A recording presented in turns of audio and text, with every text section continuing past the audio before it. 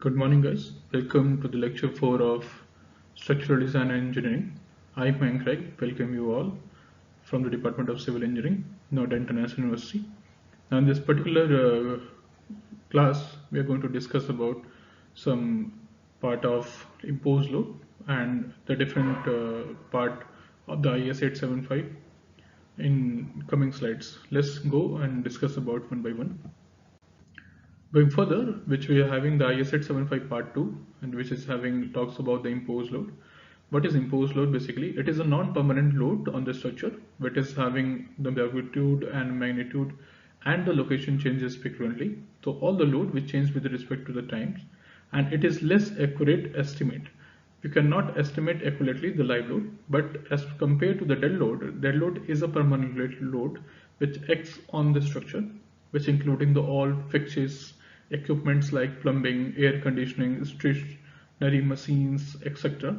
And it is a very accurate estimate. You can estimate the lead load accurately as compared to the estimation which we have done for the live load on the particular structure.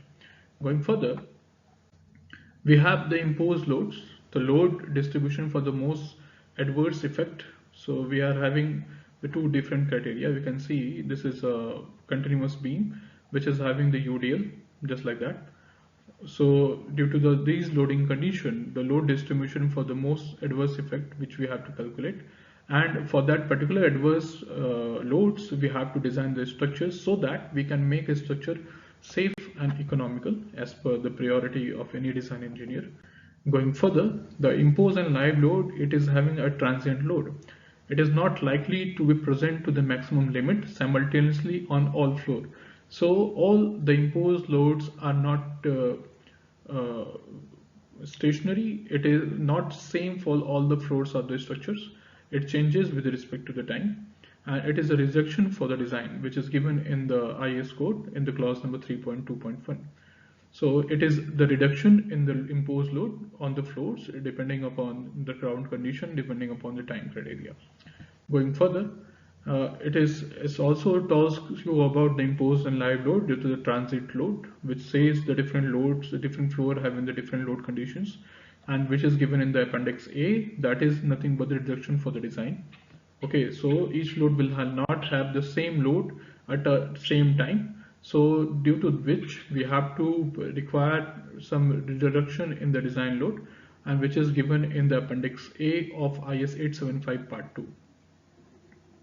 Going further, which will having the 875 part 2, which having the imposed load, which is the vehicle load on the bridge. That is a separate loading standard which is given in the IRC. Going further, then IS 875 part 4, it talks about the snow loads. That is a snow load on the roof. The roof should be designed for the actual load due to the snow or for the imposed load specified in the part 2 imposed load whichever is more severe. So mountainous region in the northern part of the India will have to calculate the snow load on the particular roof because of the heavy snowfall in the particular region. So that is the load condition which we have to calculate for the design of the roof or design of the new structural member. Going further, there is the wind loads in which is given in the IS 875 part 3. So part 3 will have the lateral load. Wind loads are all the loads which we have just talked about is the vertical load, which is the gravity load, which is works perpendicular. That is the wind load, one of the load which is works laterally in the building, which can see in this particular diagram. The ground floor which is having the load less load intensity as compared to the top floor, depending upon the non-zero means and the oscillatory pressure. Going further, these are as per the IS 875 part 3. The wind loads are calculated as per the map of the India which is given here. Map of the India which is given here, and as per the speed of the air, which is speed of the air, the color is distributed here. If you are making any structural member, if you are designing any structural member which lied in this particular region as per the color coding, that all the structure should be designed as per the wind load, because all major coastal area of the India is a coastal area and the East Indian part and the Jammu and Kashmir part. the union territory are basically having the high wind velocities. So these are the regions basically designed for the wind loads, different wind load condition. So these are the six wind speeds which where India is divided into. So we have to design as per the wind load condition in the particular area. Now, as per the IS codes, and which can say is ki if you are in the zone of earthquake zone and the wind zone, so both load combination will not work together. It will be designed separately as per the IS codes. Going further, design wind load pressure is as per calculated as per the formula which is given in the PZ is equal to the half of the rho Vz square. This is basically the mass density of the air which is given as a 1.20 kg per meter cube at the 15 degrees centigrade at the mean sea level, which is calculated. This is the PZ which you have to calculate 0.6 Vz square, and that could be calculated. This is the wind design wind pressure for the designing of any wind load, designing of any structure. The wind load will be calculated as per the given design wind pressure. Going further, which we're having, if we're going to talk about the IS 1893 part 1 of the earthquake effect. These are the earthquake effect which we are having in a structure.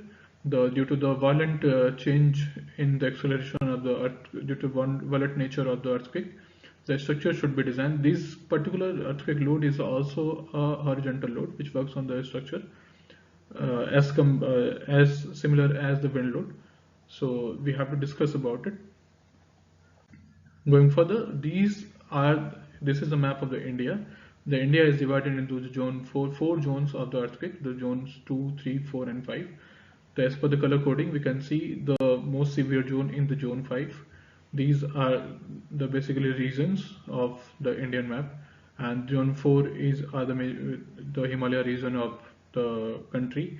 These are in the zone 4, and zone 3 and zone 2 are given as per the color coding given in this particular diagram.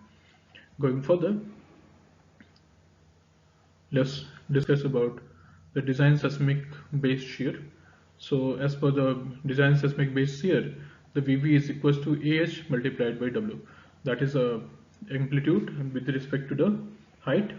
So if the seismic load is working at the bottom of the particular structure, and it will be high at the top of the particular structure due to the pendulum nature, the behavior of the structure like a pendulum. So the basic seismic shear will be calculated as per the given formula. VB is equal to AH multiplied by capital W, that is weight of the structure. Now, as per the IS 875 part 5, what it says, the last part of the IS code, it says about the spatial load and the load combinations, which is very important. When you calculate the loads of any structure, then you have to make a combination of loads. Just like we talked about the dead load, imposed load, that is basically the live load. The third one is the wind load, then slow load. We have calculated the earthquake load, and the last one is the combination of loading and the spatial loads. Let's discuss about what is the spatial load and the other load combinations. If we talk about the spatial loads, other than these loads which we have studied earlier, the part 1, 2, 4 and 2, 3 and 4, and the earthquake load, these are the one kind of the structural loads, then spatial loads which we have to calculate at a particular time and the period. The first one is the hydrostatic and the soil pressure.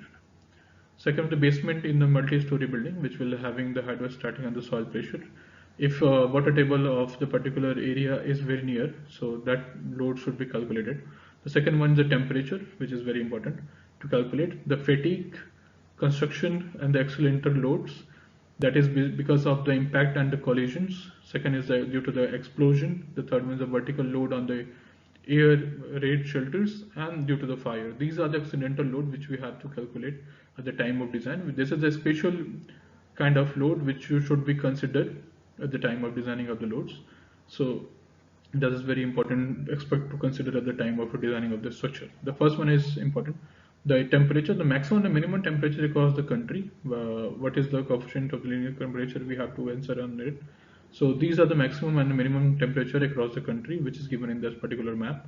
We can see and we can calculate the loads due to the temperature, because you know all this structure will having the impact of the temperature. Okay, if you have in the wind, if you have in the winter session, so you have the contraction on the particular load member. And if you have in the summary region, if you have the expansion of the particular member, the due to the compression and the extension of the particular member, you will have the different load condition on the joints of a member. So you have to calculate the temperature effect on the particular structural member. That should be considered as a load.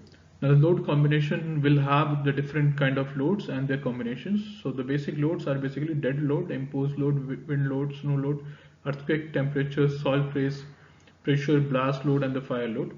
And the more than one can act simultaneously on a particular structure. So all the combinations should be considered at the time of designing. At the time, all combinations should not be considered because of the economy of the structure should be affected drastically. So as per the different particular criteria, as per different geographical location, we have to consider some basic load combinations as per the IS codes. We'll see one by one. Going for the load combination, that is basically a judicial one keeping in view of probability. So that is the action of the loads together. We have to see their deposition in the relation to the each another and the severity of the stresses, deformations caused by the combination of various loads in the necessary to ensure the required safety and economy in the design of a structure, which is given in the clause 8 of the IS 875 part 5. Going further, these are the basic load combinations. The first one is the dead load, second one is the dead load plus imposed load, third one is the dead load plus wind load or earthquake load, fourth one is a dead load plus T, and fifth one is a dead load imposed load, and imposed load, dead load plus imposed load plus wind load, earthquake load. These are the combination of loading which we are having. It says in notes that either wind or earthquake load will be considered because both loads are in horizontal directions. So one load can be considered at a time, because if you're considering the wind load and we are considering the earthquake load, both loads will not be considered at the time because the structure will have the higher cost of construction. So the one load will be considered. If you are making any structure in the coastal area of India, so if the load combinations, we have to check it out which loads is predominant in the particular area. So according to that, this particular load will be considered for the load combination. Going further, to understand the load path, this is important. What is the load path? How the loads are basically working. So understand the structural behavior of a structure. The load path is very important to know. To simplify an analysis, the tributary area, the first one you can see in the particular structure, the load is working on the particular floor. It is transferred to the different structural member to the grounds. These are the load transfer mechanism. That should be very simple. And to understand it should be very simple to understand an analysis at the time of analysis, so that we can make a structure safe and economical. So this is the load path. If you can see that this is the uniformly distributed load. If you work on that particular member, this is a column and this is a beam. It will have in the different load condition. So these loads will be transferred to this slab. If the slab is working on that particular structure, the slab will transfer the load to the beam transfer the load to the column, and column transfer the load to the foundation, and thereafter it will transfer to the mother earth. Going further, this is the load paths. You can see this is the distribution of load on the particular area. This is a common column tributary areas. These are the loads which is transferred from slab to the beam to the column. The next one is example of column tributaries area. You can see just like that. This is a particularly a beam which is working on the particular column. So if it have in the UDL, that's transfer the load to the particular beam member. Then this beam member transfers the loads to the columns, then ultimately to the ground. So load versus forces, if you see that one, so the load and force which works in hand, so we have to maintain that particular part.